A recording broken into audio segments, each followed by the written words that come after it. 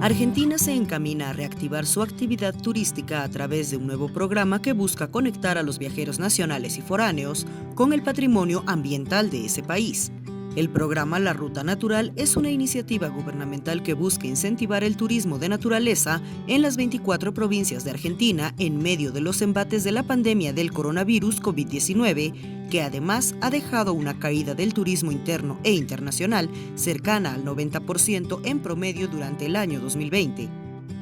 Ya había o de alguna manera venía desarrollándose una cultura del turismo de la naturaleza que obviamente en el contexto COVID por la búsqueda de espacio abierto se refuerza.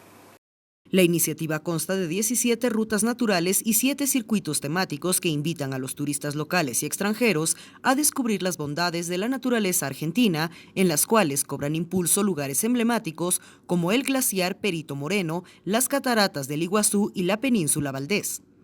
La propuesta también contempla la observación de fauna terrestre y marina, con especial foco en la navegación con avistaje de ballenas, visita a colonias de pingüinos, observación de aves, lobos y elefantes marinos, actividades que se insertan en una ruta por el mar Patagónico.